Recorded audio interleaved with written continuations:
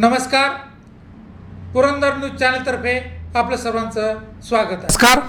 Purandar news चॅनलमध्ये आपलं सर्वांचं स्वागत आहे. पुरंदर तालुक्यातील संपूर्ण जिल्ह्यात चर्चेत असणारा मतदारसंघ म्हणजे बेलसर माळशिरस जिल्हा परिषद गट. या जिल्हा परिषदेच्या गटातून पुन्हा आणि परत एकदा काँग्रेस पक्षाच्या वतीनं दत्तात्रय मारुती झुरंगे हे हाताचा पंजा चिन्ह घेऊन उभे आहेत.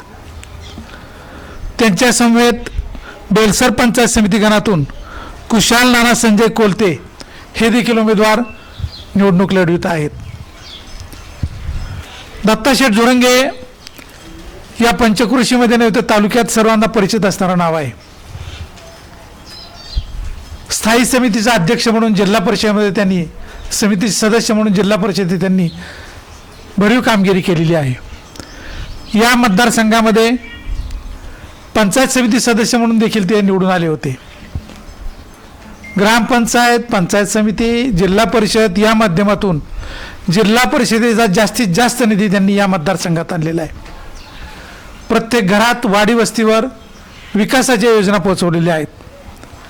व्यक्तिगत स्नेहसंबंध हा त्यांचा सर्वात महत्त्वाचा प्लस पॉईंट आहे.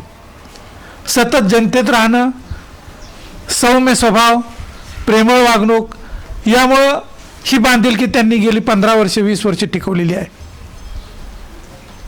नमस्कार दत्ताशेठ. नमस्कार.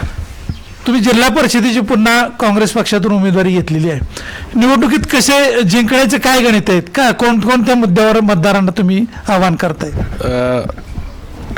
येत्या 7 तारखेला जिल्हा परिषद आणि पंचायत समितीची निवडणूक होते आणि तुम्ही विचारलेल्या प्रश्नाप्रमाणे गेले 10-15 वर्ष या बेलसर माळशिरस मतदारसंघामध्ये मी सर्वसामान्यांची सेवा करतो आहे. 2012ला मी पंचायत समिती सदस्य झालो. त्या 5 वर्षामध्ये केलेल्या कामाच्या जोरावरती लोकांनी मला पुन्हा 2017ला जिल्हा परिषदेची संधी मिळाली आणि पुन्हा एकदा मला पंचायत समितीनंतर जिल्हा परिषदेवर या मतदारसंघातील सर्वसामान्य जनतेने मला जिल्हा परिषदेवर पाठवलं आणि त्यानंतर 5 वर्ष पुन्हा या मतदारसंघाची सेवा करून ह्या लोकांची वेगवेगळी विकासाची कामं असतील, महिलांच्या वेगवेगळ्या योजना असतील किंवा शिक्षणामध्ये जिल्हा परिषदेच्या माध्यमातून ज्या काही शैक्षणिक सुविधा, त्यामध्ये जिल्हा परिषद शाळा आहेत, जिल्हा परिषदेचे आरोग्य केंद्र आहेत, जिल्हा परिषदेच्या माध्यमातून होणारे वेगवेगळे शेतकऱ्यांच्यासाठीचे कृषी उपयोगी साहित्य वाटप असेल किंवा समाज कल्याण विभागाच्या माध्यमातून दलित बंधूंसाठी असणाऱ्या वेगवेगळ्या योजना आहेत, महिला बालकल्याणच्या योजना आहेत, त्या सर्वसामान्यांच्यापर्यंत पोचवण्याचं काम केलं. रस्ते असतील, पिण्याचे पाणी असेल किंवा शुद्ध पिण्याचे पाण्याचे फिल्टर प्लांट असतील किंवा वेगवेगळ्या ज्येष्ठांसाठी त्या ठिकाणी बसण्यासाठी बाका असतील, शाळेतील विद्यार्थ्यांसाठी शैक्षणिक साहित्य वाटप असेल किंवा वेगवेगळ्या शाळांच्यामध्ये ई लर्निंग शेडचं वाटप असेल, मुलींना सायकली वाटप असेल किंवा शेतकऱ्यांना शेत उपयोगी साहित्य वाटप असेल, अशा वेगवेगळ्या विकासाच्या कामांच्या माध्यमातून या मतदारसंघातील सर्वसामान्य व्यक्तीपर्यंत पोहोचण्याचं काम गेल्या अनेक वर्षापासून म्हणजे 2012पासून ते आजपर्यंत त्या ठिकाणी करतोय. त्यामुळे पुन्हा एकदा लोकांच्या केलेल्या कामाच्या जोरावरती, म्हणजे जी कामं केली आहेत विकासावरती, कामाच्या जोरावरती आम्ही त्या ठिकाणी लोकांना मतं मागतोय आणि केलेली कामावरती विश्वास असल्यामुळे पुन्हा एकदा लोकांच्या इच्छेखातीर त्या ठिकाणी पुन्हा एकदा निवडणूक लढवण्याचा मी निर्णय घेतलेला आहे. आता मतदारसंघ कशा प्रकारे तुमची प्रचार यंत्रणा उभी केलेली आहे? पहिल्या टप्प्यामध्ये संपूर्ण गाव वाडी वस्तीवर पोहोचलाय का? निशाणी कशी पोहोचलेली आहे? मी 2012ला पंजाच्या चिन्हावरती निवडणूक लढली, 17ला पण पंजाच्या चिन्हावरती निवडणूक लढलेली आहे आणि आता 2026ला सुद्धा पंजाच्या चिन्हावरती निवडणूक लढतोय. आणि मतदारसंघामध्ये चिन्ह पोचवायचं म्हणलं तर पंजा हा लोकांच्या मनामध्ये रुजलेलं चिन्ह आहे. ते पंजा चिन्ह आज कोणीही त्या ठिकाणी काढू शकलेलं नाही आहे आणि शकणार पण नाही.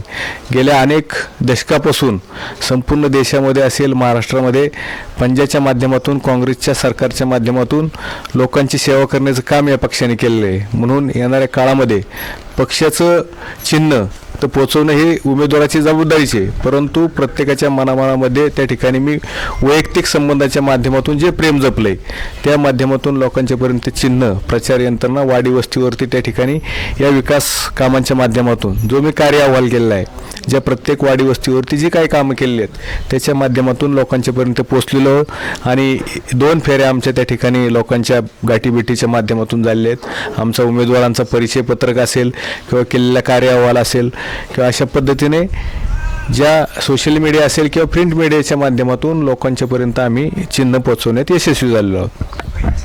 आतापर्यंत तुम्ही पंचायत समिती, जिल्हा परिषद, ग्रामपंचायतीच्या माध्यमातून अनेक विकास कामे केली आहेत, परंतु आता निवडून आल्यानंतर मतदारांना कोणती भरीव आश्वासनं तुम्ही देऊ इच्छिता, कोणती कामं करू इच्छिता? मी मतदारसंघामध्ये गेल्या 5 वर्षापासून आरोग्य असेल, शिक्षण असेल ह्याच्या माध्यमातून अनेक लोकांशी त्या ठिकाणी कामं केलेली आहेत. रस्ते अंतर्गत ज्या काही शासकीय योजना असेल ते पोचवण्याचं काम ते केलेलंच आहे, परंतु प्रामुख्याने आम्ही लोकांच्या समोर एक आमचा वचननामा घेऊन येतो आहे. त्यामध्ये सर्वात महत्त्वाचं शिक्षण आणि शिक्षणानंतर आरोग्य. सर्वात महत्त्वाचं की शिक्षणामध्ये आम्ही एक सर्व मतदारसंघातील 1ली ते 12वी संपूर्ण जिल्ह्यामध्ये सुद्धा कुणी हा उपक्रम हातामध्ये घेतलेला नसेल. आम्ही संपूर्ण मतदारसंघातील 1ली ते 12वीतील विद्यार्थ्यांना एक ज्ञानगंगा शिष्यवृत्ती योजना ही आम्ही माझ्या मित्रपरिवाराच्या वतीने आपल्या मतदारसंघातील गोरगरीब गरजू विद्यार्थ्यांच्या शैक्षणिक साहित्य, त्यामध्ये फी असेल, दप्तर असेल, वही पुस्तक, काय त्याला काय शैक्षणिक त्याच्या जडणघडणीसाठी जे काही आवश्यक गोष्टी आहेत ते देण्यासाठी एक प्रकारचं एक निधीच्या स्वरूपात त्याच्या खात्यावरती ते रक्कम आम्ही जमा करणार आहोत, जेणेकरून त्याच्या ह्या 1ली ते 12वीतील विद्यार्थ्यांना त्यांच्या शिक्षणामध्ये त्याचा फायदा होईल. अशी ही ज्ञानगंगा शिष्यवृत्ती योजना आम्ही त्या ठिकाणी मतदारांच्या समोर घेऊन जातो. ही झालं शिक्षणाच्या बाबतीत. आणि नंतर आरोग्यामध्ये त्या ठिकाणी या मतदारसंघामध्ये मोठे आरोग्य शिबिरे घेऊन किंवा या मतदारसंघामधील ज्येष्ठ असतील, महिला असतील किंवा वयोवृद्ध लोकांच्यासाठी गुडघ्याचे असतील, मणक्याचे किंवा वेगवेगळे डोळ्यांचे मोतीबिंदूचे आजार असतील किंवा संपूर्ण काही आजार असतील त्यासाठी पुण्यातील नामांकित 5 हॉस्पिटलची आम्ही त्या ठिकाणी चर्चा केली आहे. भविष्यकाळामध्ये महाआरोग्य शिबिर घेऊन त्या लोकांच्यावरती मोफत उपचार त्या ठिकाणी धर्मादाय आयुक्ताच्या माध्यमातून किंवा ट्रस्टच्या माध्यमातून करण्याचा आम्ही मानस केलेला आहे. म्हणून येणाऱ्या काळामध्ये त्या ठिकाणी जिल्हा परिषदची जबाबदारी आहे. रस्ते, पाणी, शिक्षण हे तर होतच राहील, पण त्याच्या व्यतिरिक्त चांगलं दर्जेदार शिक्षण त्या ठिकाणी देण्यासाठी आणि आरोग्यासाठी हे 2 विषय घेऊन आम्ही त्या ठिकाणी मतदारसंघामध्ये येतोय आणि लोकांना आमच्या वचननाम्यामध्ये ते 2 गोष्टी प्रामुख्याने त्याचा आम्ही त्या ठिकाणी समावेश केलेला आहे.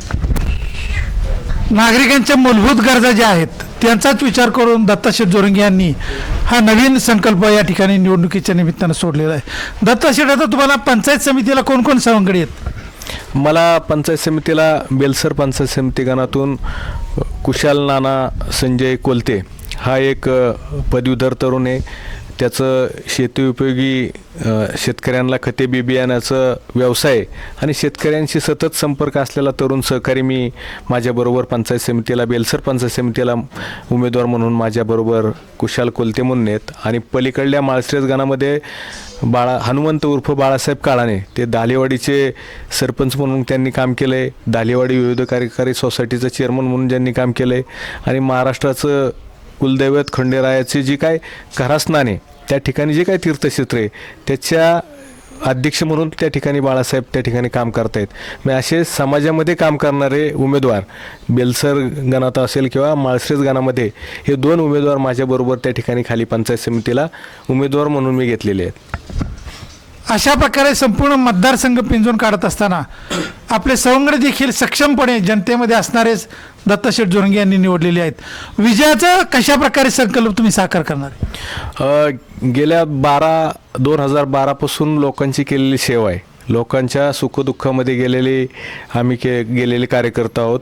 विकासाच्या माध्यमातून असेल, वैयक्तिक लाभाच्या योजना असतील, या माझ्या शिक्षण मैत्री परिवाराच्या माध्यमातून जवळपास तालुक्यातील असेल किंवा मतदारसंघातील प्रत्येक शाळेतील मुलाला शैक्षणिक साहित्याच्या माध्यमातून वाटप असेल किंवा वेगवेगळ्या विकासाच्या योजना लोकांच्यापर्यंत पोचवून त्या ठिकाणी केलेल्या कामाच्या जोरावरती येणाऱ्या जिल्हा परिषदेला आम्ही नक्कीच माझे खालचे पंचायत समितीचे 2 उमेदवार आणि मी त्या ठिकाणी निश्चित त्या ठिकाणी विजयी होणार आहे, यात काही शंका नाही. धन्यवाद. अशाच प्रकारचा आपण संपर्क 7 तारखेपर्यंत सातत्याने ठेवूया. धन्यवाद.